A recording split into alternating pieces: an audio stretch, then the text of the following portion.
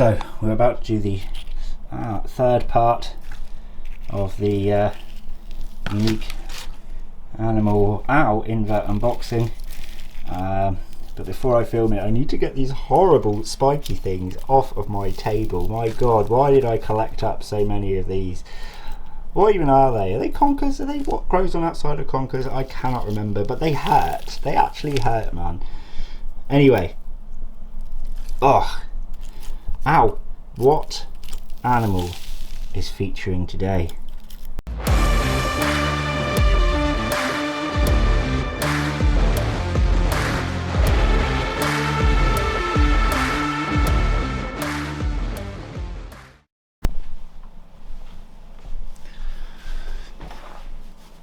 That is way too low. No, not zoom in at the same time. Whoa, chin again. Hello and welcome back to Bug Realms. On this channel we like to discuss all things creepy crawly. So if that's something that interests you, please consider subscribing to the channel. So the pot for today's video is just, no, wait, that's those maggots again. Not the maggots, Sam, not the maggots. This pot here. So the animal is small. Now, did that title give anything away to you? Can you make any guesses? Remember, comment me below if you guessed right by the title or by the hints that I'm going to give you now. So this animal is from Cameroon. It is predatory and is another animal we haven't fully mastered in the hobby yet, but some people are starting to get somewhere. Any guesses? Any guesses, ladies and gentlemen?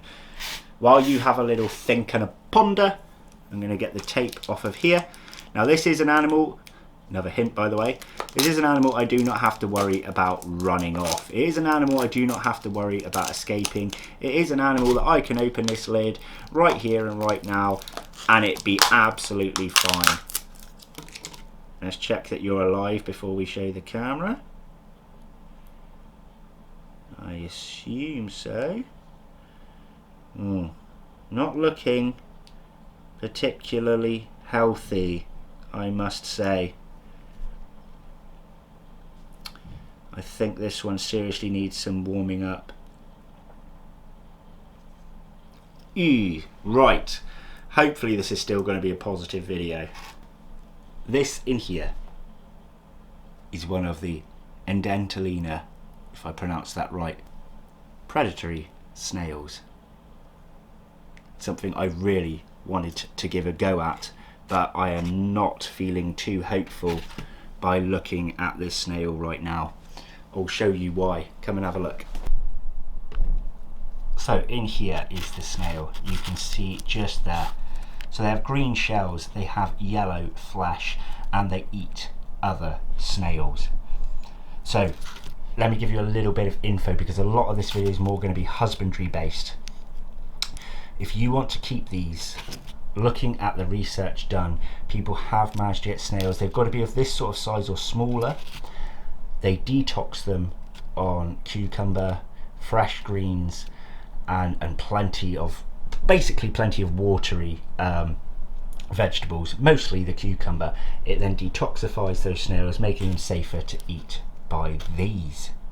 Now, my concern for this snail's health lies just below the shell. Here. Look how retracted that snail is. This snail has gone very far into its shell, which concerns me a lot. Now this could well be because this snail has been cold in the shipping. I mean, there was a heat pack supplied, but you know what, I'm a bit concerned. So whether this snail survives or not, I will give you what I know for husbandry lowdowns to try and keep these as well as we can in the hobby. So many did not succeed because they come from very acidic places, they come from very volcanic places. Now, you need an acidic soil. Cocoa fibre is fairly acidic, but isn't enough. And what twigged in my mind was perhaps we should get hold of some sort of volcanic rock. So when I was looking into the research, somebody else actually had already done that, and they got themselves volcanic rock dust and mixed it 50-50 in with the cocoa fibre, and their snails survived and bred, and they had eggs, but I found no breeding report after the eggs. Now, considering we weren't even getting that far in the hobby before, that excited me. So I got hold of some of this volcanic rock dust, and we were going to make up the substrate layer for this snail, and I was actually going to go out with you with the camera and find some other snails for this one to eat, but I think we're going to keep this strictly husbandry today, because I don't think we've got a chance in monkeys of this snail actually feeding in today's video. What I will do is, when I've finished this series of videos, I'll update you on whether this snail ever actually came out of the shell, and I will let you know if this snail did eat. If it does come out the shell and it seems a bit more active, then what I will do is show you in a future video how I did catch some snails and feature this one feeding. Now, these could well be able to just retract really far back. I'm not 100% sure, focus, but it worries me, it concerns me quite a bit. So let's set up a house for this one, so that if you buy yours, you know how to do it correctly, and then I will keep this one nice and warm and see if it comes out. So I was going to set this one up in a pretty decent home, but with my doubts on the survival rate of this snail, I've decided I'm actually just going to use a tub like this. Now, the reason I'm doing this, it has some air holes in it, it's light, it's simple, but also this volcanic substrate will not be used by any of my other inverts currently, so I don't want to put it in a nice enclosure and have this volcanic rock stuff still settling in that enclosure if the snail were to perish, because I would have nothing else I could put in there without a thorough clean. Whereas putting it in here, there is plenty of space for now. It's easy to warm up, it's easy to shelve, in the right spots to keep it warm, and I can always just bin the substrate after. So let me show you how I'm going to go about this. First of all, we need this to actually sit in place. Okay, so what I've got here is roughly the same amount of cocoa fibre, slightly more in here, and this is volcanic rock dust. So what can I tell you about volcanic rock dust? It says here, soil and compost, remineralizer, natural and eco-friendly. So it just gives you a more acidic soil. It's natural as well. You can pick this up through eBay. You can even get it through B&Q, I think. And it's one of those bags that's not going to open well for me. Come on. Okay, we're just going to make a hole. Stop this. Sorry, I'm a little bit disheartened by the potential loss of the snail. So if nothing more, I am following here some tips that I was given on these snails, so that if you want to try at home, you know, hopefully you'll have a healthier specimen. And then I'm just going to mix this together right round as much as I can, and then we are going to add some moss to this, and then we're going to dampen it down. Hoo-hoo, dusty. Ugh, hopefully that hasn't gone in me coffee. Volcanic coffee. Perfection. So I've just moved the light there because I actually kept this snail for a few minutes while I was gathering the substrate on the light, because the light was nice and warm. So, right, let's mix in this now warming moss that it had in its enclosure, and then we're just going to pour it into this one before we dampen it down.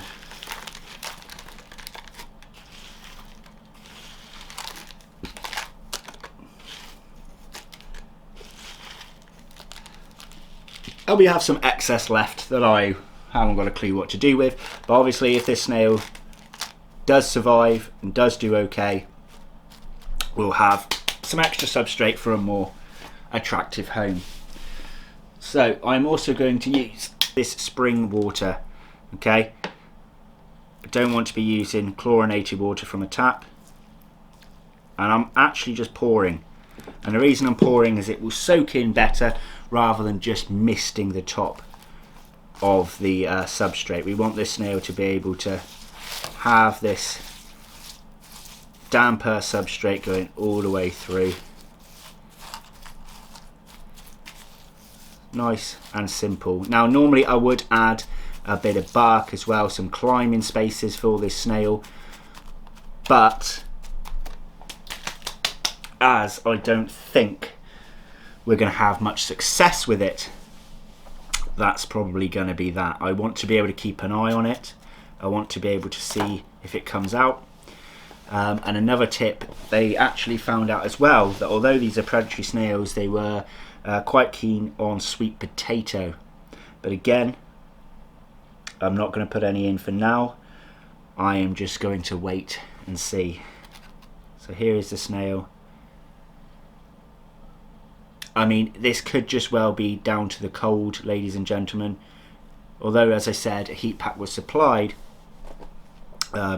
Obviously shipping, it's not as warm as it is over in Cameroon. So, yeah. So I'll just tell you now my plans, the original plans for this one. Obviously it was going to be the same substrate mix. We were going to have a nicer enclosure. We were going to have some cork bark pieces, a bit more moss, make it look attractive as well. I was then going to do a future video where I will detox some of our snails, put them in and see if we could capture a feed. Instead, I'll wait until all these videos are done through November and December and update you guys afterwards. Should this snail kind of kick back into life in that time period, I'll already start preparing you a future video for New Year. If it doesn't, I'll just have to update you guys, whether that's through maybe a live stream or just after December. So I'm not going to put any complaints in because I'm not 100% sure if this snail's dead. I'm not sure if they do retract that far. My only knowledge is with giant African land snails, where I know if they get a deep retraction, you've got a bit of a problem. So what I'm going to do for this snail, in fact, let's take the lid off. Let's have another little look at the beautiful green coloration. And I'm going to then pop this one in a warm spot. And let's hope for the best. I've got another 2 videos I plan on filming all in the same day today. If the snail comes to life by the end of those videos, I'll add a clip in at the end of this one. If you don't have a clip added in the end of this one, there was still no movement. So let's have another look at the pretty snail. So here it is. There's quite a lot of light on this, making it maybe more yellow to you. But we've got the green sort of spirals and then it goes clear at the end. Now when I've seen images of these, I don't see that clear part, but maybe that's because normally the flesh is a lot more out. So if you look carefully, you can see the yellow of the flesh of that snail in there. So I'm hoping it is still alive, I'm hoping it's just cold, and I'm hoping it comes out to play. But look at that vibrant green underneath. It is amazing. So I'm sorry this video was not as entertaining for you guys. I'm sorry that obviously we like to do kind of pretty enclosures here and we haven't done that. We're just shoving it in a tub. But these things happen, and it's important to document in the hobby.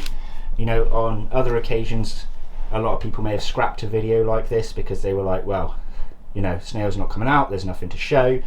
But I'm hoping that you guys could have taken away the idea of the volcanic rock dust mixed in with the cocoa fibre for if you guys have ever tried these, or if maybe you own one and it's not doing so well, you'll now know a little bit more tips and tricks with the husbandry of it. So yeah, that's why I'm still putting this video out, because someone may learn something along the way. So just a simple video, nice and short. We're going to cut it here. There is one more animal, and it's the one I'm most excited to look at for our unique animal unboxing. Hopefully that one's alive and well. Yeah, so I'll see you next Sunday for that video, and then who knows what's coming in December. There will be another Phasmid Files, by the way, in December. I'm going to be working on a Phasmid Files today, which should be at the start of December. As for the others, who knows. So remember guys, if you're interested in the t-shirt, remember, as I said, there's still a little bit of white on the outline of this stick insect, but I thought it looked a bit retro and a bit cool. It's got a little Christmas hat on, and she is actually one of mine. So if you want a Merry Stickmas t-shirt, make sure to check out the link in the description below. Thanks for watching guys. Hopefully the next one's a bit more positive. See you on Sunday. Take care. Bye bye.